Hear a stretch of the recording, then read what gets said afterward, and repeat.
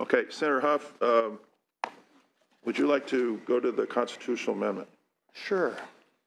Which, now, I talked to Senator Huff about this constitutional amendment because this is the word constitution, you know, that means it's in the law and it has to be changed by voters. So we have to get this right. You know, I think it deserves maybe a hearing today without a vote and then a final vote at the next meeting. Okay, is that okay with everybody? You know, because it's a constitutional amendment. Yeah, we're having one more meeting. We're going to hear Senator Bates' bill. I think Senator Berryhill, you're going to present a bill. I might. Okay, you might. Okay, so he has the door open to present his bill if he wants. So, Senator Huff, you have the floor on the constitutional amendment. On the previous one, can I have reconsideration on that? Yes, you may. Thank you. On this, we've heard this before, but let me briefly state that we're here today because we recognize we have infrastructure needs.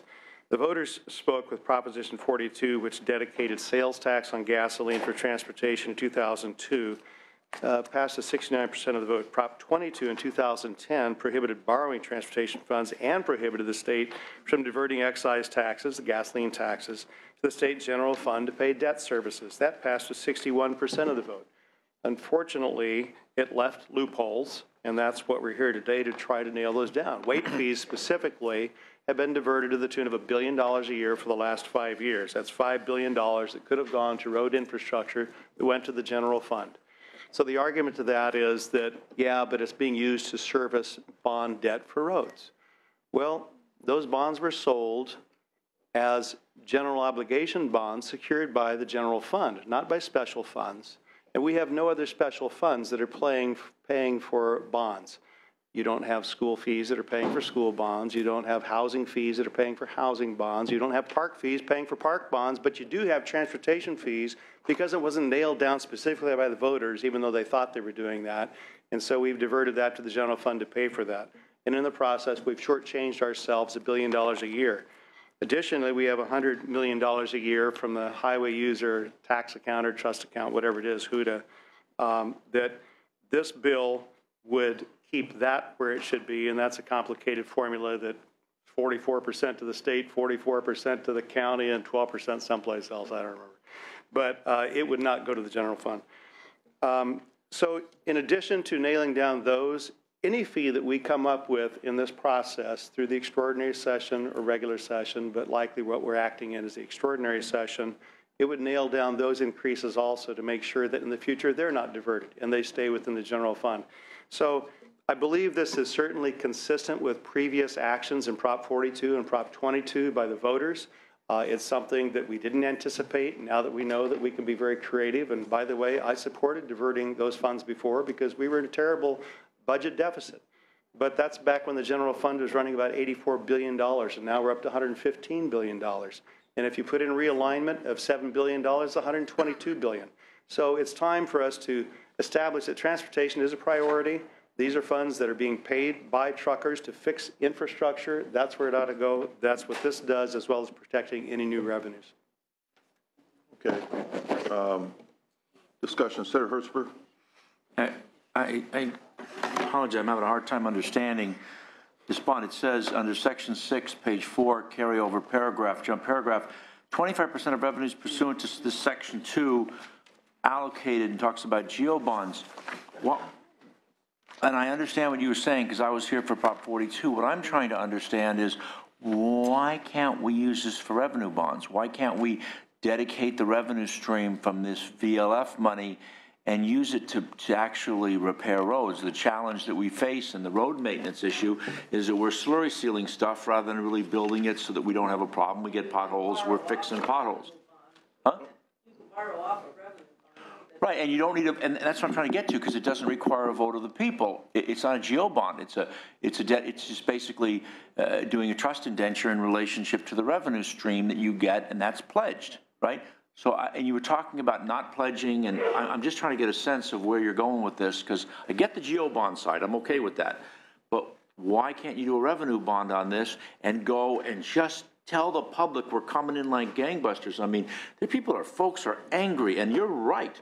This issue of roads is a big deal, and, you know, the communities that I represent, people are pissed off, and we got to fix those things. We got to fix them yesterday and put people to work and get out there. So the more you can borrow, because it's right now, the treasurer just the other day said the interest rates, I think you told me, Senator McGuire, the interest rates are as low as they've ever been in many, many years. It's time to borrow. Anybody in the financial community will tell you that's things to do. So why couldn't we do that? It's consistent with Prop 42, which says this money goes for transportation. With permission from the chair, I'm not opposed to bonds for transportation. We did it in 2006. You know, I thought that was a good idea then. I think it's a good idea now as some of that debt is rolling off. But I believe this money is already supposed to be earmarked for fixing things. And as we're looking for revenue to fix things, I'm just saying, this should be low-hanging fruit. This is money that should be going into infrastructure. And maybe there is some creative way we can do to help leverage some new bonds that gets things done right away and we encumber it down the road. And that's a way to make sure it's not getting siphoned off to some other project in the general fund. I don't know the answer to that. I know this is what our caucus came up with as something that we could all agree to because it just made sense. And frankly, everywhere I've gone in my district, it makes sense. They say, yeah, why are they taking that money? Even when you do the explanation about how it's justified, they say, yeah, it's typical capital, Sacramento kind of stuff for taking the money. They thought they had dealt with this in Prop 22 and Prop 42, but we got very creative. Yeah, I mean, all your stuff in here talking about the vote of the people and pledging the good faith and credit full faith and credit, of taxpayers is really not necessary.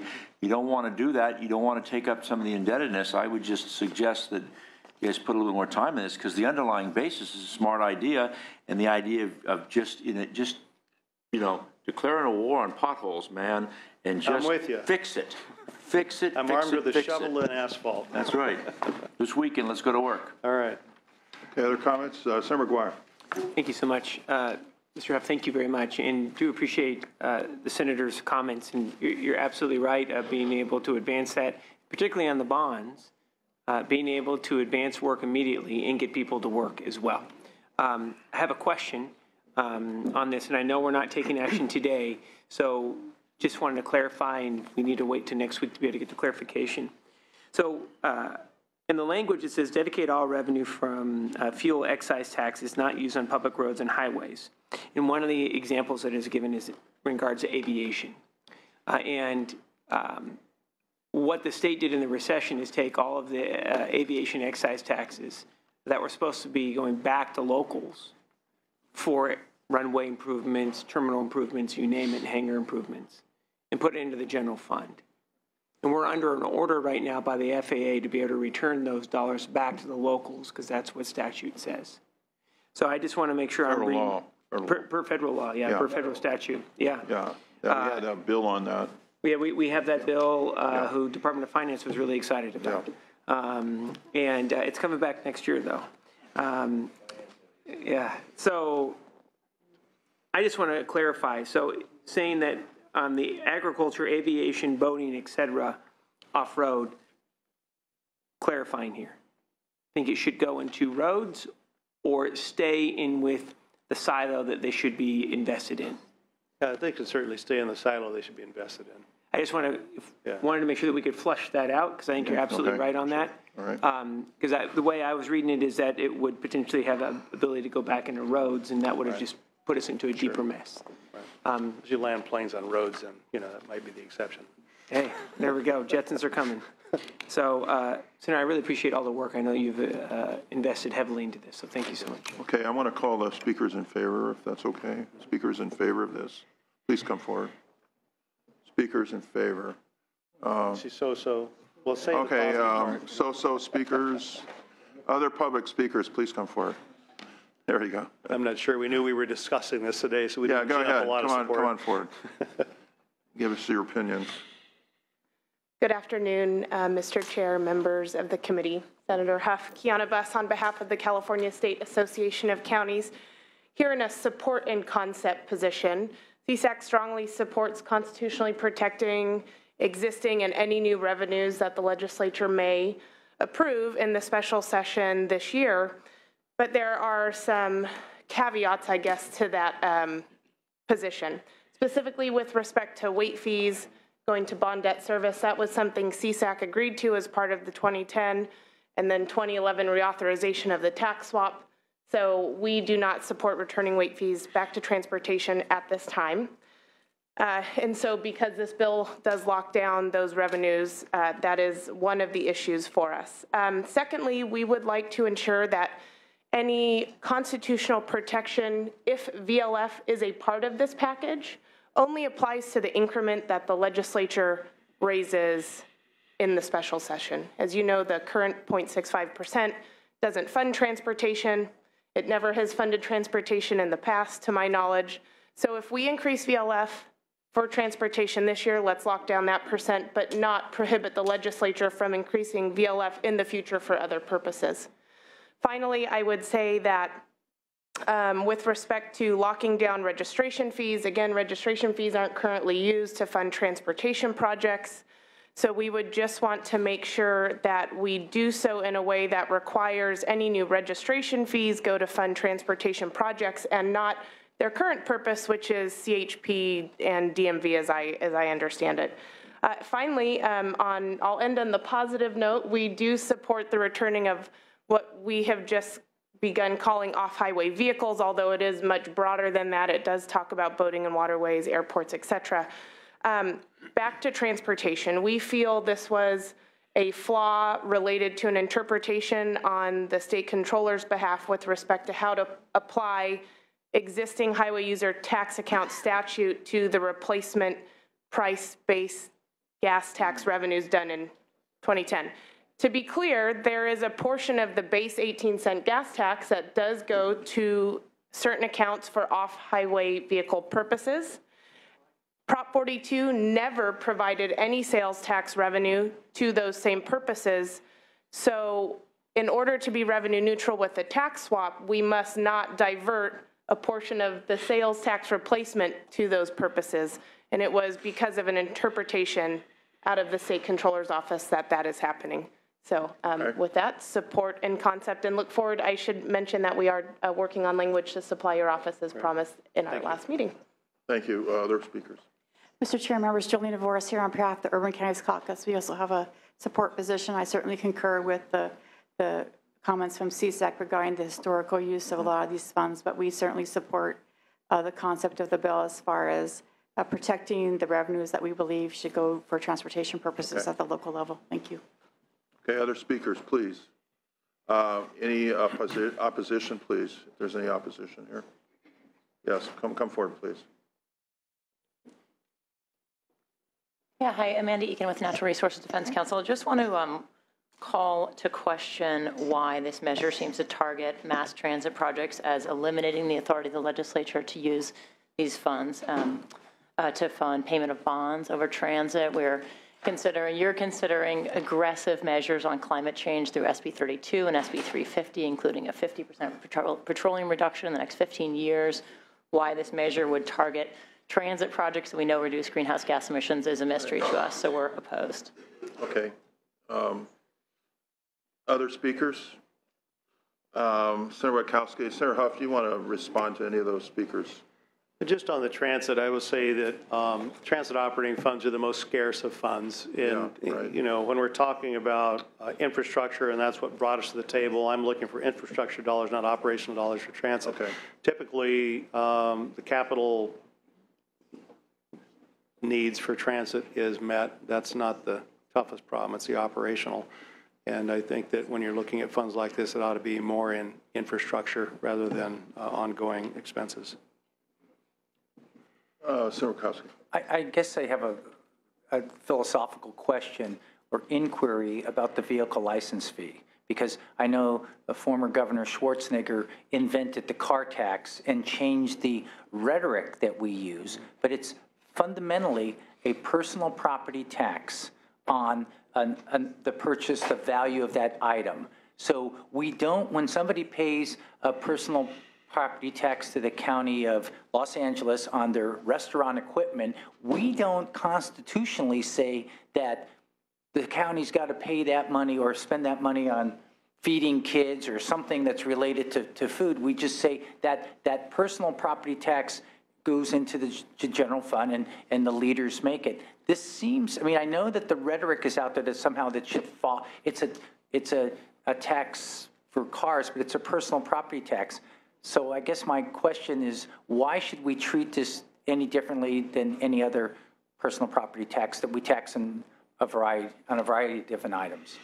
Well, you've picked at a very complicated scab there that goes back to the 30s. And, you know, I don't think we're going to answer that today, but I'm certainly willing to work with, you know, the committee as we go through this and figure out something. But, you know, I can't answer that question, Senator. Okay. Well, the vehicle license fee has always been a quote-unquote general fund revenue source, not a transportation revenue source. It's never been a transportation revenue source. It's been discussed as a transportation revenue source because I think somebody introduced a bill, right? I don't know who that guy was, but, you know, I don't know, he stirred up 1935. That was me, okay. Can I just say something, Senator? So he kind of stirred it up, and I think the response was, hey, and I kind of, after talking and having the public hearings, I said, I'm not interested in the vehicle license fee being used for this. I said that at our last meeting. I'm really not, so. Can I just share some thoughts in the discussion? I mean, yeah, this started in 1935, and it was a personal property tax. But if you look at the history of the legislature, you always have, when you've got a big problem, someone tries to find a revenue stream. Sales tax has always been a general fund source of money, but because the price of gasoline was going up some years ago, then Assemblymember Dutra introduces and passes Prop 42 that says sales tax on gasoline has to go for transportation. Why?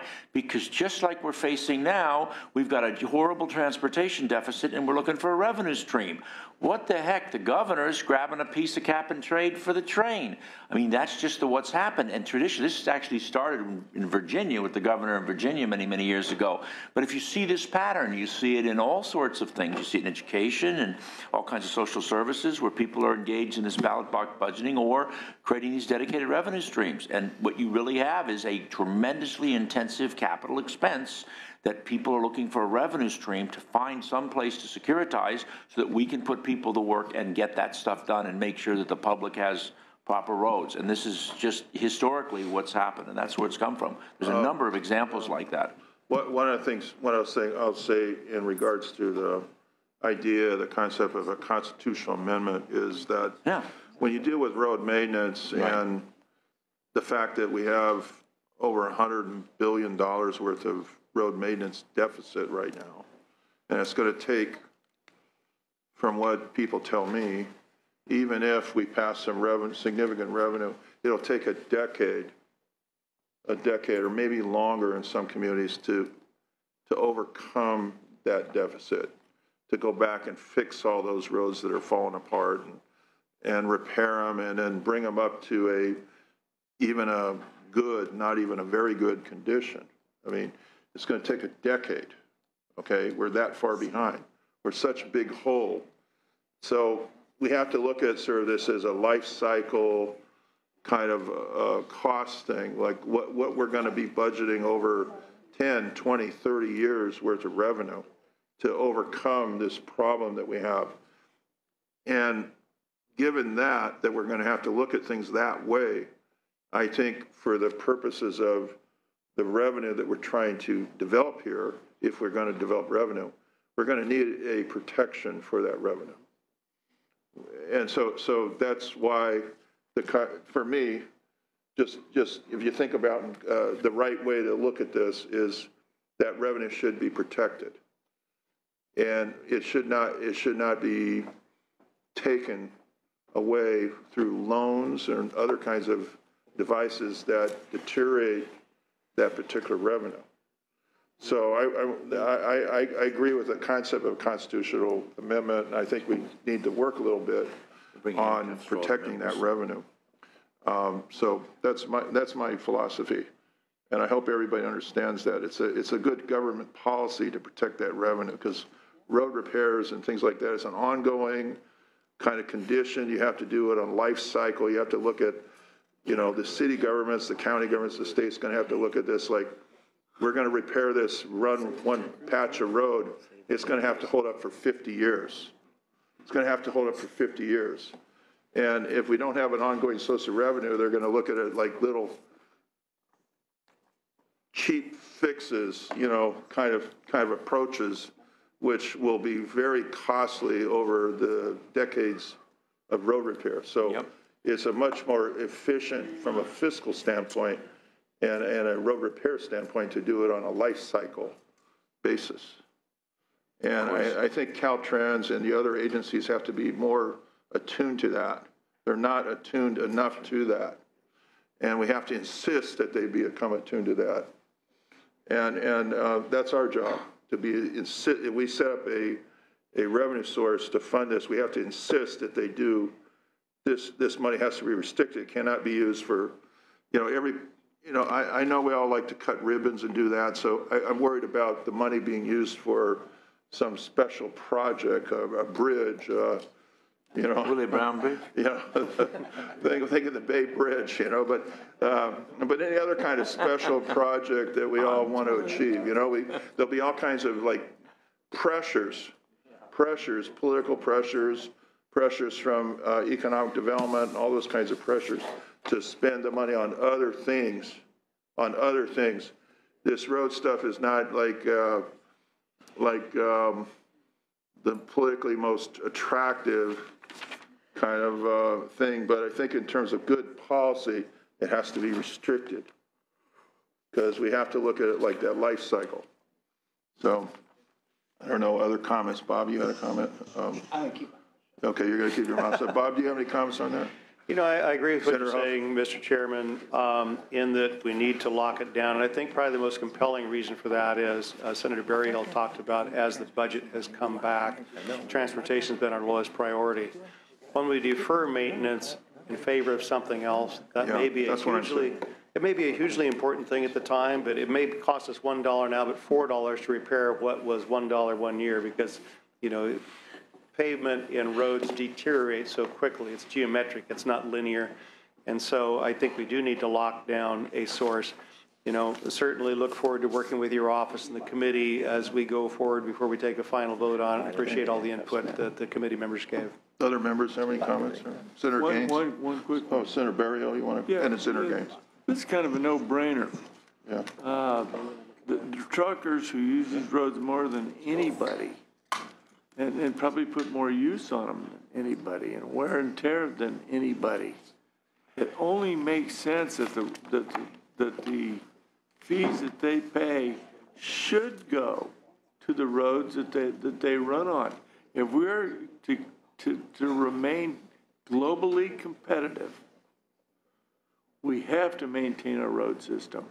And this is just one part of a bigger picture that makes nothing but sense. And I think that we should be all together, you know, on this issue, that this money should be dedicated to the maintenance of our roads moving forward. Thank you, Senator. Senator Gaines.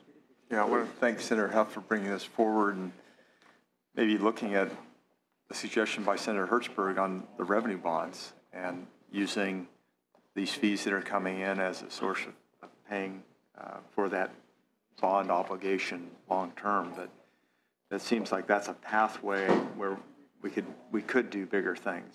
And I was really struck by the chart that Senator Berryhill passed out at our last transportation meeting about how money is being spent in our state budget. And I think it was about wasn't it $2 billion, I think, for transportation?